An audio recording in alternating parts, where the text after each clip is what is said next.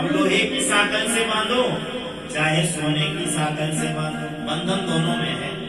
लोहे की साकल मतलब नरक की यातना और सोने की साकल मतलब स्वर्ग की यातना। हमारा लोहे की साकल से बांधो चाहे सोने की से बांधो, बंधना तो दोनों में है। इसलिए भगवान ने आज पूतना के पहले तो पापों को पिया। पूतना पाप नहीं थी इसलिए पाप पिए। क्यों पिए? क्योंकि आज पूतना की भगवान सदगति करने वाले हैं और सदगति तभी होगी जब पाप पुण्य का बैलेंस बराबर हो जाएगा।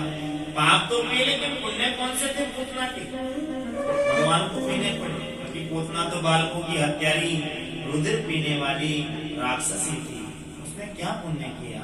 शास्त्रों में वर्णन है कि जब हम भगवान की तीर्थ यात्रा में जाते हैं, धाम में दर्शन करने जाते हैं, तो जितने कदम हम भगवान के चलकर जाते हैं भगवान के दर्शन करने, एक एक कदम पर हमें अनेक अनेक यज्ञों का पुण्य प्राप्त होता है।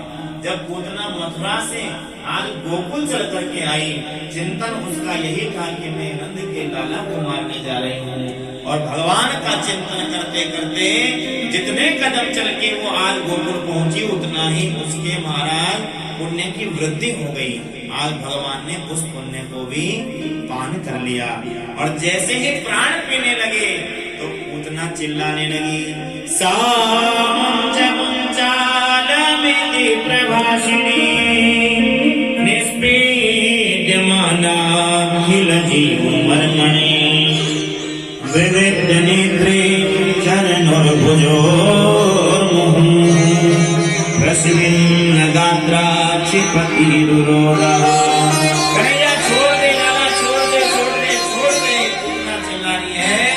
और साथ मिलके कन्हैया आज कह दिए कि मौसी जी हमको तो पकड़वो ही आवे हैं, छोड़वो तो आवे, या तो काऊ को पकड़े नहीं और एक बार जाकू पकड़ ले में माँ को कभी छोड़े नहीं। मौसी जी अब तो ठिकाने लगाकर ही छोड़ेंगे। और भगवान ने पूतना के प्राणों को खींचा और जब पूतना ने विकराल शरीर बनाया, आकाश में उठने लगी भगवान को लेकर।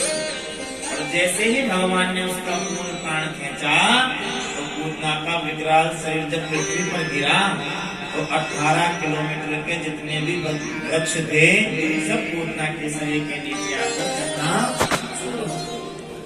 ब्रजवासी दौड़े दौड़े आए और इधर महाराज ब्रजवासियों ने देखा तो भगवान तो वक्षस्थल पर पीड़ा कर रहे हैं। मैया यशोदा ने ब्रजवासियों से कहा जल्दी से लाला बुलाओ। ब्रजवासियों में महाराज सिद्धि लगाई, पूतना के ऊपर चढ़े, भगवान को गोद में लिया, मैया यशोदा को बुला। मैया यशोदा भगवान को लेकर के सीधी गौशाला में गई है और सबसे पहले गौ माता की पूंछ से झाड़ा लगा रही है।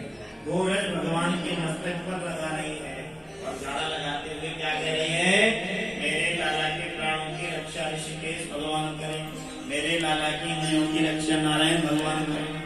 भगवान का ही नाम ले रही है और भगवान को ही झाड़ा लगा रही है और भगवान गोद में बैठे बैठे मुस्कुरा रहे हैं।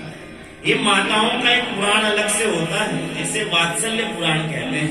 और यह वात्सल्य पुराण केवल एक माँ ही समझ सकती है, एक माँ ही जान सकती है। जो माँ अपने पुत्र को वात्सल्य प्रदान करती है, ये महाराज बड़ा अद्भुत है। आज माँ यशोदा भगवान को वात्सल्य प्रदान कर रही है और भगवान हंस रहे हैं कि मेरा ही नाम और मुझे ही झाड़ा। लेकिन सच कहा है संतों ने, राम से बड़ा